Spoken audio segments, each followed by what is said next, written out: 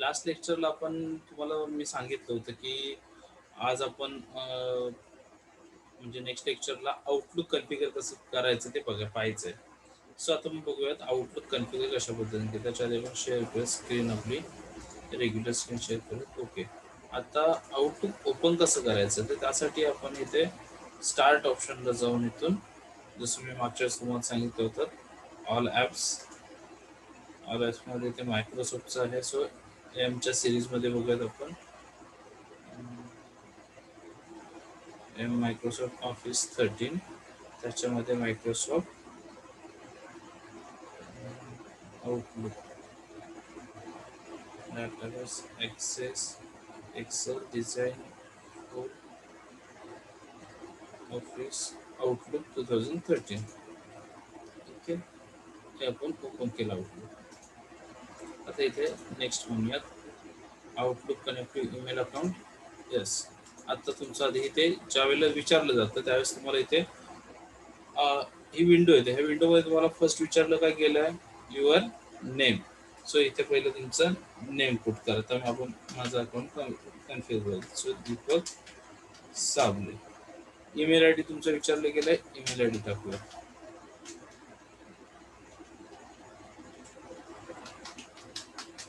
Okay. आता इथे password तुमचा विचारला गेला, तुमचा पासवर्ड टाकून.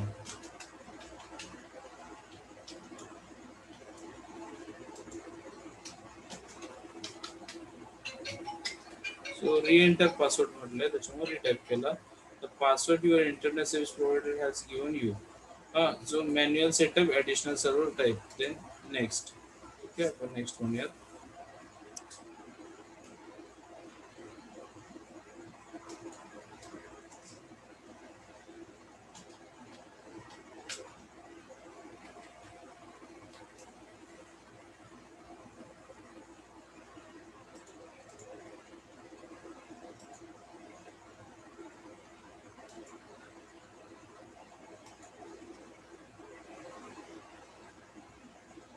Enter your username and password for the following server.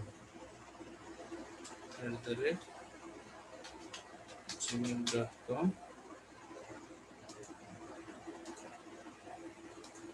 एक minute.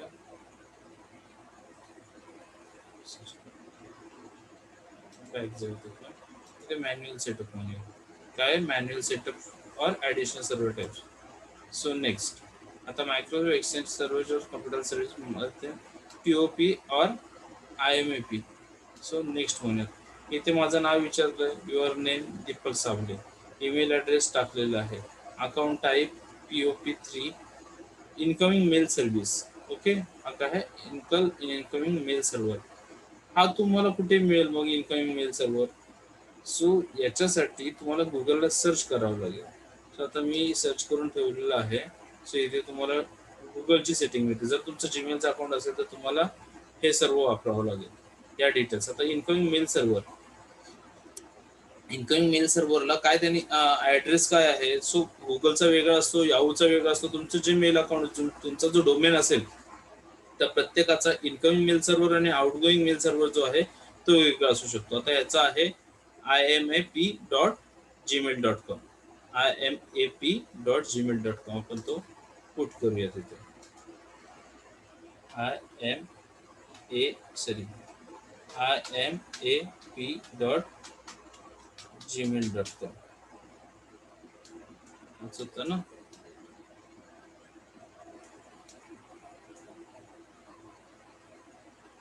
imap.gmail.com. Okay. Then outgoing mail server. Outgoing mail server त्यांनी काय म्हटलेलं आहे,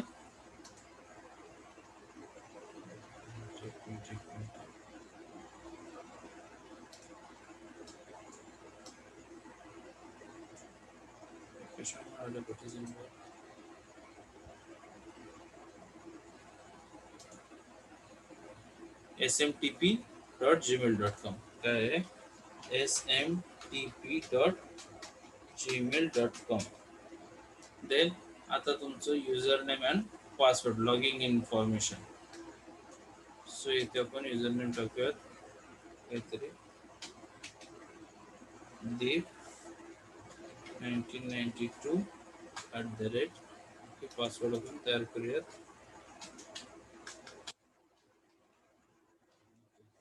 हे झालं न्यू आउटलुक डाटा फाईल. हे सगळे डिटेल्स आपण सगळ्या फिल केल्या आणि आता आपण इथे नेक्स्ट म्हणूया.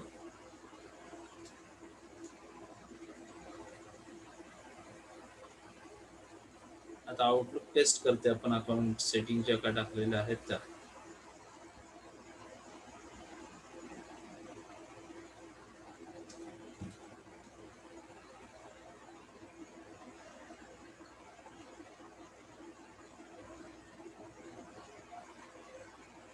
सो मला आता एक मेसेज आलेला आहे ह्याच्याकडून, चेक ऍक्टिव्हिटी. नेक्स्ट.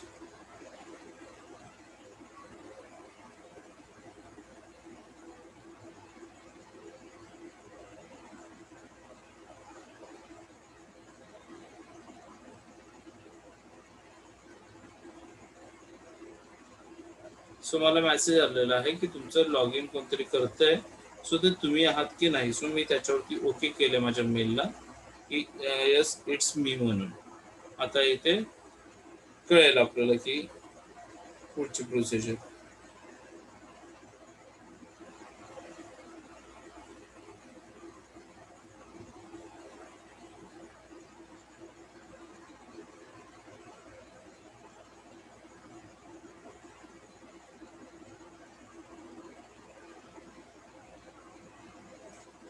इथे काहीतरी एरर आलेले आहे. Log on to incoming mail server, the operation time out waiting for a response for the receiving POP server. If you continue to receive this message, contact your server administrator, internet service provider ISP. Send the test email message. Cannot send message. Verify the email address in your account. So काहीतरी problem झाले, आपण पुन्हा बघूयात. Next करूयात. परत मला एकत्र मिळेल कदाचित.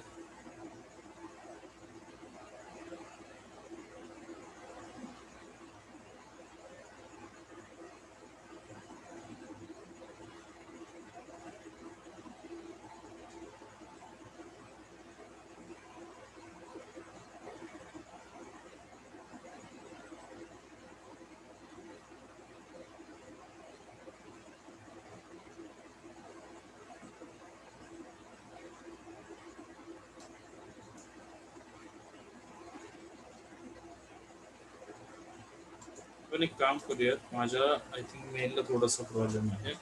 आपण दुसरा एखादा अकाउंट ओपन करून बघू. दुसरं कोणतं तरी ट्राय करूयास. ओके. सो आपण पुन्हा एकदा आउटलुकला जाऊयात.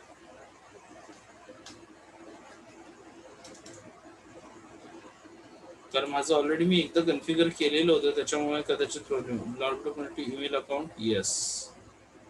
युअर नेम आता इथे आपण टाकूयात मनीषा साबळे. त्याच्या आधी मला एक मिनिट इथे लॉग इन करावं लागेल मला.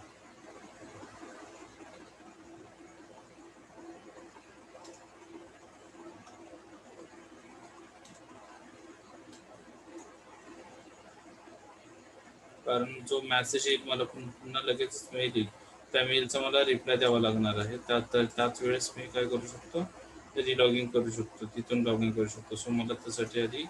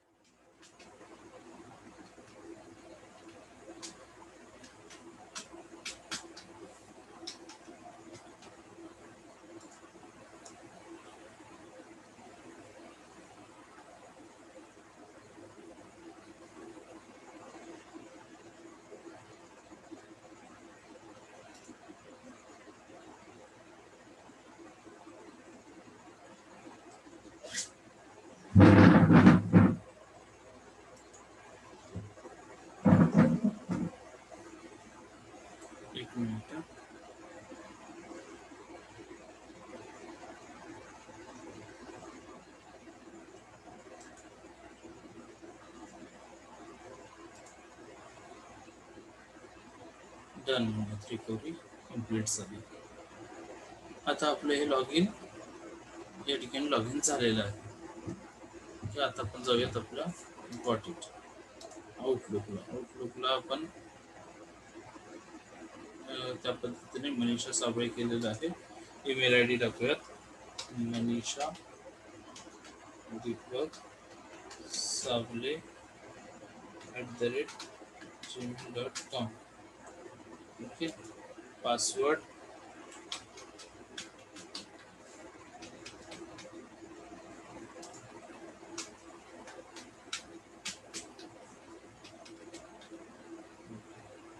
Manual setup. Next next Manisha Sable. Okay, इथे काय म्हटलंय, IMPA MP होतं की IMAP होतं, IMAP होतं, IMAP.gmail.com. इनकमिंग मेल सर्व्हरला टाकला. देन आता आउटगोईंग मेल सर्व्हरला काय येईल, smtp.gmail.com.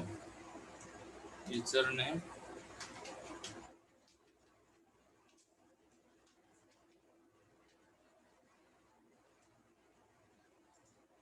पासवर्ड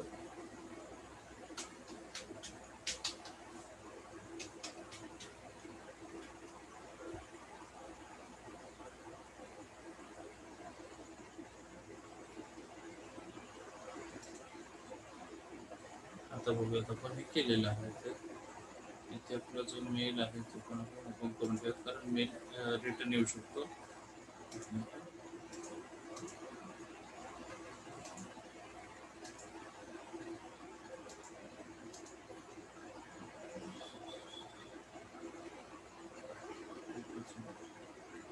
एक मिनिट, मेल येईल आपल्याला रिटर्न इथे. नवीन डिव्हाइसमध्ये ॲक्टिव्हिटी तपासा.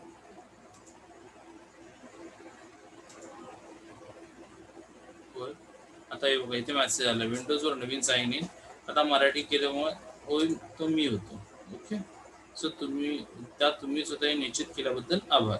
सो तुम्हाला तो मेसेज आला. आता आपण इथे आउटलुकला आपलं काय दाखवतो ते बघूया.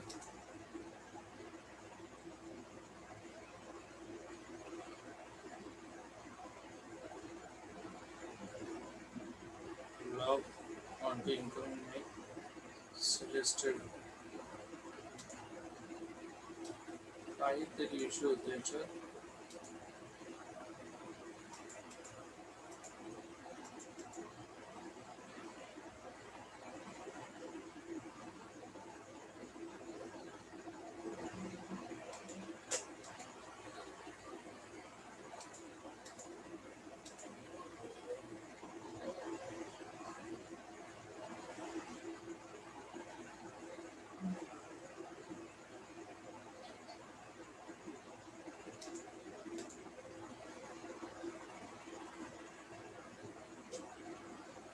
थोडा पीसी हँग झालेला आहे, थोडा वेट करूया आपण त्यासाठी.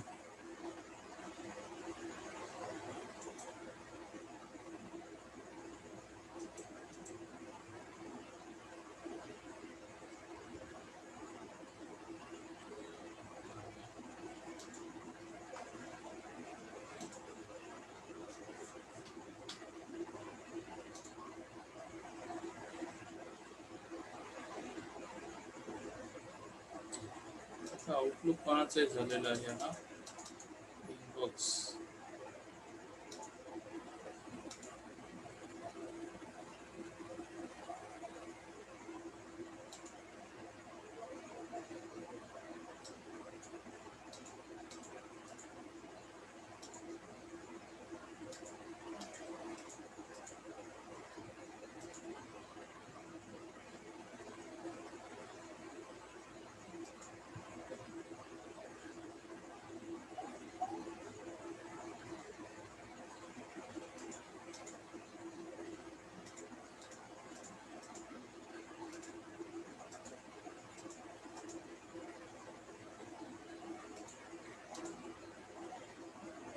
हे ऑलरेडी बघा इथे त्या ठिकाणी आपल्याला फील्ड दाखवलं मी ते ऑलरेडी अकाउंट क्रिएट झालेलं आहे मनीषा दीपक साबले @gmail.com दिसते तुम्हाला. सो आउटलुक तुमचं थोडक्यात कन्फिगर होऊन ते कलेक्ट झालेलं आहे. सो कन्फिगरेशनला तुम्हाला लक्षात आलं मी काय दाखवलेलं. एकतर आधी तुम्हाला गुगलला जाऊन सर्च करावं लागेल जो तुमचा डोमेन असेल तो. आता आपण मी गुगलचा डोमेन सर्च केला म्हणून इथे म्हटलंय काय म्हटलं इथे IMPM@gmail.com. आता इथे 3 प्रकारचं होतं. एक check that IMP turn on, then check MTP other setting is your email client. So त्या पद्धतीने आपण हे केलं. तर त्याच्यानंतर आता सपोज याहूचं तुम्हाला पाहिजे असेल, कोणाचं याहू अकाउंट असेल तर याहू अकाउंटला आपल्याला काय करायला लागेल, इथे जाऊ गुगलला आणि इथे सर्च करूया याहू आउटलुक सेटिंग. याहूचं इथे ओपन करूयात आपण. सो इथे बघा याहूला सर्व्हर आहे IMAP incoming mail server IMAP.mail.yahoo.com आणि आउटगोईंग मेल सर्व्हर आहे SMTP.mail.yahoo.com. सो प्रत्येकाचा हा जो आहे तो वेगळा असणार, प्रत्येकाचा डोमेन जो आहे वेगळा असणार.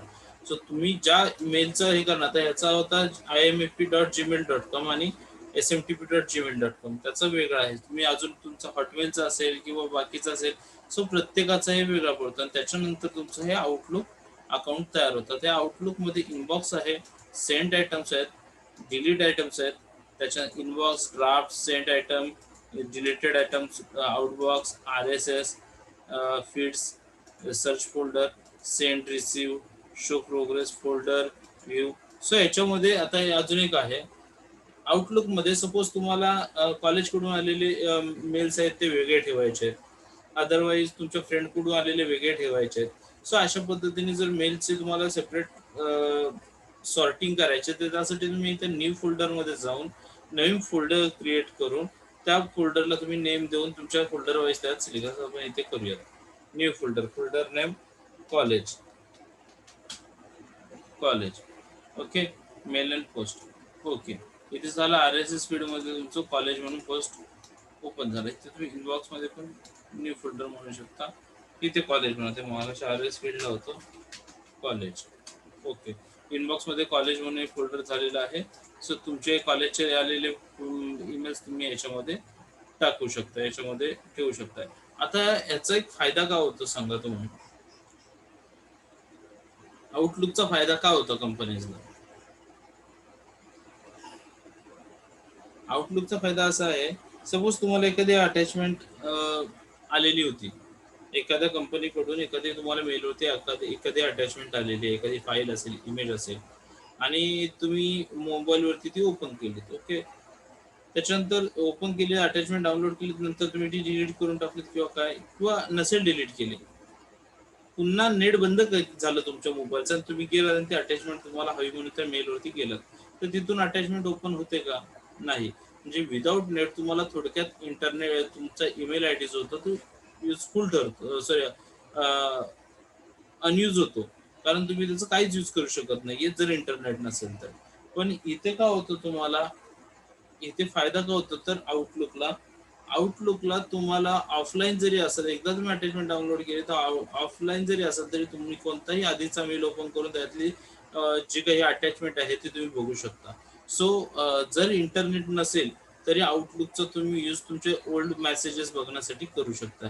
आता याच्यामध्ये आणखी एक फोल्डर असतो की एक मिनिट, हे बघा इथे अरेंजमेंट, ऍड कॉलम्स. तो तुम्ही कॉलम्स वगैरे ऍड करून तुमचे जे कॉन्टॅक्ट वगैरे आहेत ते सेव्ह करू शकता. इथे असेल कदाचित ऍड कॉन्टॅक्ट म्हणून, इथून नवीन मेल तुम्ही तयार करू शकता. ऍड्रेस बुक बघा इथे आहे, ऍड्रेस बुक आहे, कॉन्टॅक्ट डिटेल्स आहेत. सो फाईल, न्यू एंट्री, नवीन एंट्री करायचे, न्यू कॉन्टॅक्ट, ओके.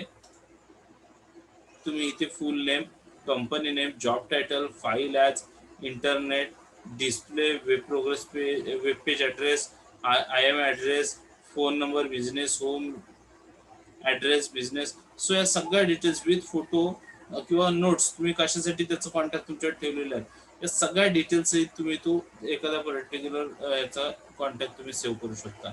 आणि ज्या वेळेला तुम्हाला बल्क, मी काल सांगितलं की तुम्हाला bulk email, so bulk email जो आहे ते तुम्ही अशा पद्धतीच्या आउटलुक मधून सुद्धा तुम्ही बल्क ईमेल पाठवू शकता तुमची कॉन्टॅक्ट लिस्ट मध्ये सगळे सिलेक्ट करून. आता आपल्याकडे कॉन्टॅक्ट लिस्ट तयार नाहीये म्हणून ते मी दाखवू शकत नाही, पण बल्क ईमेल तुम्हाला आउटलुकला हे कॉन्टॅक्ट लिस्टला गेलात ना, इथून होम मध्ये ऍड्रेस बुक मध्ये येते नेम ओनली, किंवा तुम्हाला जे इथे कॉन्टॅक्ट येतील इथे कॉलेज म्हटलं तर तुम्हाला सगळे कॉलेज दिसतील. ऑल सिलेक्ट करून तुम्ही डायरेक्टली मेल करू शकता. सो हा एक तिथे ऑप्शन जो आहे सो अवेलेबल असतो. सो अशा पद्धतीने तुम्ही या आउटलुकचा जो आहे तो पुरेपूर यूज तुम्हाला करता येतो. ओके. सो आउटलुक बद्दल अजून मला वाटत नाहीये की तुम्हाला काहीतरी एक्सप्लेन करावं. आता हा मी ज्या पद्धतीने आउटलुकचं तुम्हाला कन्फिगरेशन सांगितलेलं आहे, एक मिनिट आपण एकदा पुन्हा, म्हणजे मी डायरेक्ट आता माझं आय थिंक आउटलुक जे आहे ते पुन्हा डायरेक्ट ओपन होईल. आउटलुक 2013 डायरेक्ट ओपन झालं. मी तरी एकदा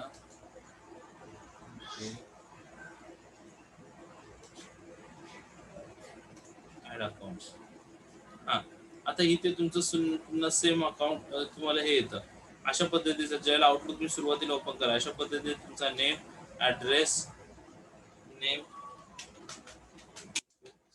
Sable, address, email ID D देते 92@com, पासवर्ड,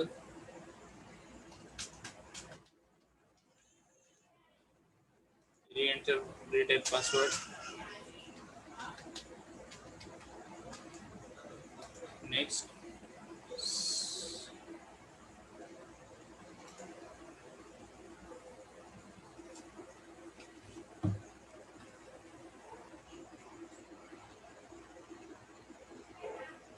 आणि काम.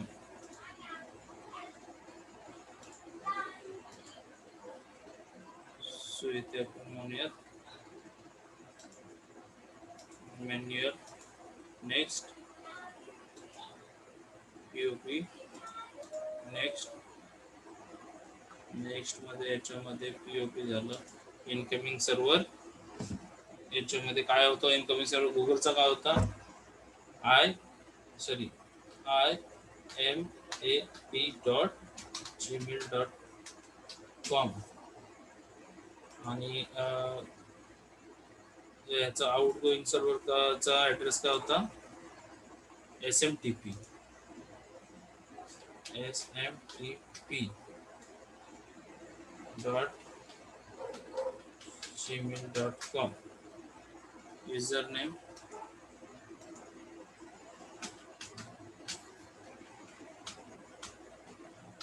सत्ता 92 पासवर्ड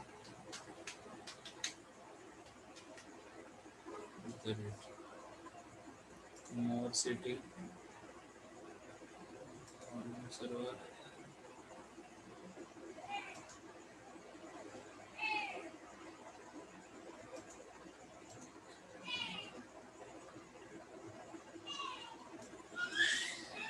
बघत ॲड्रेस माहिती काय म्हटलेलं, port 993, require SSL S.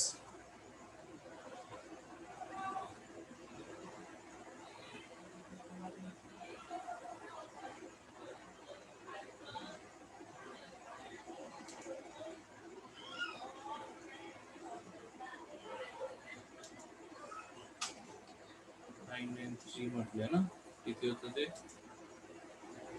Port 993, require SSL yes. Then following outgoing सर्व्हरला काय सेटिंग म्हटलेली आहे, SSL yes, required TLS yes, आणि port for SSL 465.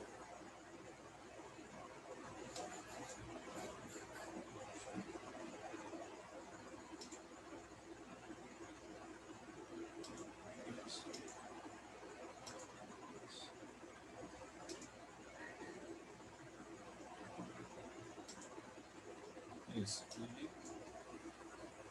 465. Okay, so okay then इथं म्हणूयात आपण नेक्स्ट. आता माझ्या त्या याला काहीतरी इश्यू होते, तुम्ही तुमच्या अकाउंटवरून एकदा करून बघा.